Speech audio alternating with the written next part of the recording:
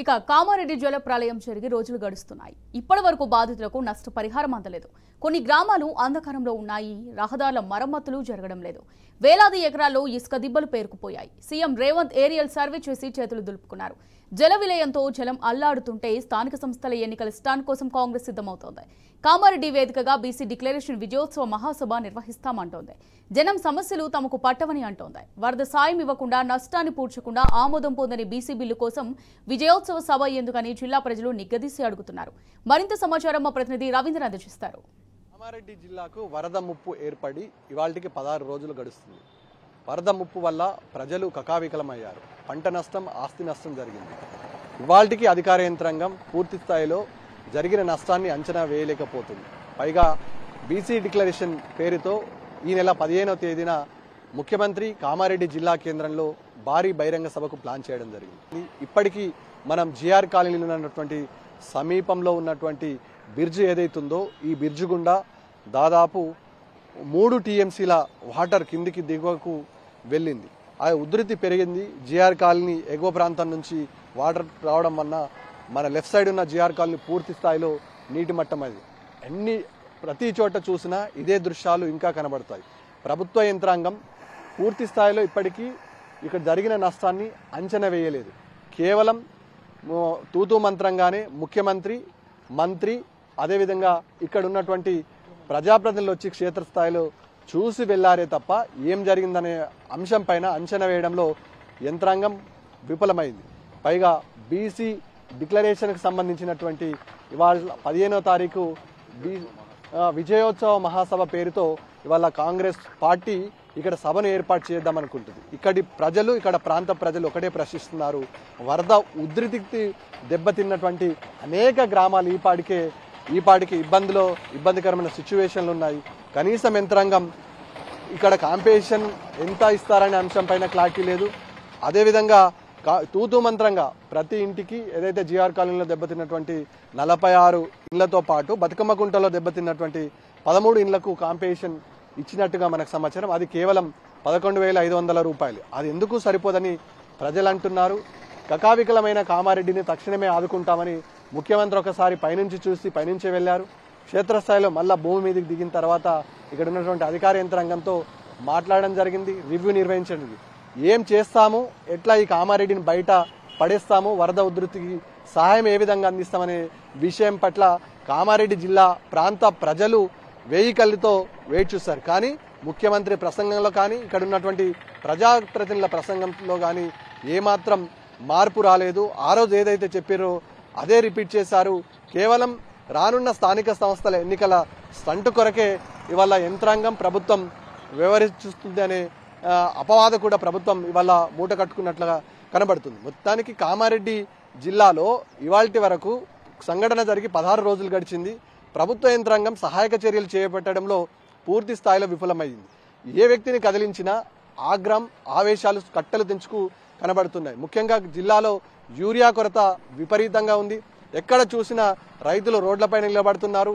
ఆగ్రహావేశాలకై society నిర్వాహకులతో, అధికారులతో వాగ్వాదం దిగుతున్నారు. అయినా ప్రభుత్వ యంత్రాంగం ఆ విషయాన్ని పక్కకు నెట్టి కేవలం బీసీల ఓట్లను కొల్లగొట్టాలనే విషయాన్ని బేస్ చేసుకొని ఇవాళ గవర్నర్ దగ్గర ఉన్నటువంటి బీసీ ఫైల్ని, ఇంకా ఆమోదం తెలపని బీసీ ఫైల్పై ఇవాళ కాంగ్రెస్ సభ ఏర్పాటు చేసి ఇక్కడ ఉన్న ప్రాంత ప్రజలకు ఏం చెప్తారనే విషయం ఒక సందిగ్ధంగా ఉంది. ఆనాడు బీసీలకు 42% రిజర్వేషన్ అని ఇదే కామారెడ్డి జిల్లా కేంద్రంలో ఒక సభ పెట్టి ఆ రోజు పిసిసి అధ్యక్షుడు హోదాలో రేవంత్ రెడ్డి అదే కామారెడ్డి వేదికగా మళ్ళీ బీసీలను ఓటు బ్యాంకు కోసం మలుపు తిప్పుకోవడం కోసం ఏమార్చే ప్రయత్నం, ఒక కుట్ర జరుగుతుంది. కకావికలమైన కామారెడ్డి రైతులను ఆదుకోవాల్సిన అవసరం ప్రభుత్వ యంత్రాంగం పైన ఉంటుంది. కానీ ఆ విషయం జోలికి పోకుండా ఎన్నికల స్టంట్ కోసం ఇవాళ మంత్రులు దండయాత్ర చేస్తున్నారు. గ్రామీణ ప్రాంతాల్లో జనాలను మొబిలైజేషన్ చేయడానికి అనేక గ్రామాలు తిరుగుతున్నారు. కానీ పంట నష్టం, వరద నష్టం, జరిగిన ఇబ్బందులపైన పూర్తి స్థాయిలో అధికార యంత్రాంగం నుంచి పూర్తి డాటా సేకరించడంలో విఫలమయ్యారు. పూర్తి స్థాయిలో ఎక్కడ చేసినా ఎరువులు, విత్తనాల కొరత ఉంది. అనేక గ్రామాలలో ప్రభుత్వంపై దుమ్మెత్తిపోస్తున్నారు. అనేక మంది ప్రభుత్వం వ్యవహరిస్తున్న తీరు పట్ల ఆగ్రహంతో ఊగిపోతున్నారు. ఈ నేపథ్యంలో రైతులంతా ఒకటే చెప్తున్నారు, ఈ ప్రాంత ప్రజల అవసరాలు తీర్చనిది ప్రభుత్వం ఉంటే ఎంత పోతే ఎంత అనే యాంగిల్లా విమర్శలు చేయడం జరుగుతుంది. గతంలో కేసీఆర్ ఉన్నంత కాలం యూరియా కొరత కానీ, ఈ అవస్థలు కానీ, ఈ ఇబ్బందులు కానీ ఏ ఒక్క రోజు కూడా చూడలేదు. అయినా గతంలో వరద ఉధృతుల వల్ల దెబ్బతింటే తక్షణ సహాయం కింద మరమ్మతులు చేపట్టి పూర్తిగా రైతాంగాన్ని ఇక్కడ ఉన్నటువంటి ప్రజలను ఆదుకున్న పరిస్థితి గతంలో ఉండే. కానీ ఇప్పుడు కేవలం కాగితాల లెక్కలకు మాత్రమే సరిపోతుంది. దెబ్బతిన్న కామారెడ్డిని కాపాడాల్సిన అవసరాన్ని పక్కకు పెట్టి అదే కామారెడ్డి జిల్లా కేంద్రంగా రేపు 15వ తారీఖున రాహుల్ గాంధీని తీసుకొచ్చి సభ పెట్టి ఇవాళ బీసీ డిక్లరేషన్ పేరుతో 42% రిజర్వేషన్ కల్పించామని చెప్తున్నారు. ఎక్కడ కూడా 42% రిజర్వేషన్ ఆమోదం పొందే ప్రసక్తే లేదని, టెక్నికల్ ఇష్యూస్ ఉన్నాయని నిపుణులు చెప్తున్నారు. ఇవాళ జరిగిన నష్టానికి మానవతా దృక్పథంతో ప్రభుత్వ యంత్రాంగం స్పందించాలి, ఆదుకోవాలి. ఆ విషయాన్ని పూర్తి స్థాయిలో పక్కన పెట్టి ఇవాళ కేవలం బీసీ ఓట్ బ్యాంక్ కొరకే సంపూర్ణ రుణమాఫీ కాలేదు, రైతులకు పంటకు పెట్టుబడి సాయం అందలేదు, కేవలం రైతులకు అందిస్తామన్నటువంటి బోనస్ కూడా అందలేదు, కేవలం ఎన్నికల స్టంట్ కొరకే రేపటి ఓటు బ్యాంకును కాపాడుకోవడం కోసమే మరోసారి 1,00,000 మందితో ఇక్కడ సభ పెడతామంటున్నారు రైతులు. అదేవిధంగా ఇక్కడ ఉన్నటువంటి యువత, ఇక్కడ ఉన్నటువంటి మహిళలు ప్రశ్నిస్తున్నారు.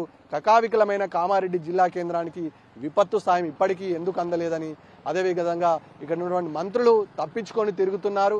దాదాపుగా ఇవాళ 4 మంత్రులు జిల్లాలో సన్నాహక సమావేశాలు, సభలు పెట్టి కేవలం ఎన్నికల సంటు కొరకే జనాలను ఎట్లా మొబిలైజేషన్ చేయాలనే ఆలోచన ఉంది తప్ప నష్టపోయిన కామారెడ్డి పట్టణానికి కానీ, నష్టపోయిన రైతులకు కానీ ఏం ఇస్తున్నాము, ఎప్పటిలోగా సహాయం అందుతుంటే డ్రైనేజీలు లేవు. ఇప్పటికీ అనేక గ్రామాలు అంధాకారంలో ఉన్నాయి, అనేక డ్రైనేజీలు కొట్టుకుపోయాయి.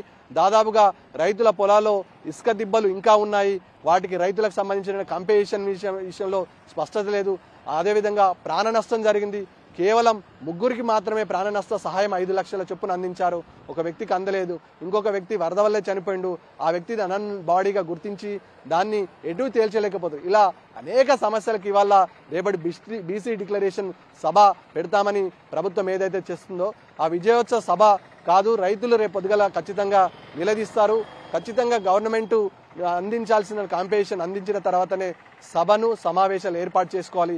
నష్టపోయిన కామారెడ్డి ప్రాంత ప్రజలను తక్షణమే ఆదుకొని ఇక్కడ ఏవైతే మరమ్మతులు ఇంకా చేయనటువంటి అనేక గ్రామాలు అంధాకారంలో ఉన్నాయి, అనేక గ్రామాలకు ఇంకా రాకపోకలు పూర్తి స్థాయిలో నిలిచిపోయాయి, రోడ్లు పాడైపోయాయి, డ్రైనేజీలు అస్తవ్యస్తమైంది. అదేవిధంగా రైతుల పొలాల్లో ఇంకా ఇసుక మేటలు ఉన్నాయి. వాటిని సరిచేసిన తర్వాతనే సభలు, సమావేశాలు పెట్టాలి. ఎన్నికల స్టంట్ కోసం ప్రభుత్వం ఏర్పాటు చేస్తున్నటువంటి బీసీ విజయబేరి సభ ఏదైతే అంటున్నారో అది దాంట్లో రైతులు కానీ, ఇక్కడ ఉన్నటువంటి యువకులు కానీ, ముఖ్యంగా కామారెడ్డి వరద బాధితులు నిలదీయడానికి సిద్ధంగా ఉన్నట్టుగా స్పష్టంగా కనబడుతుంది. Vote studio.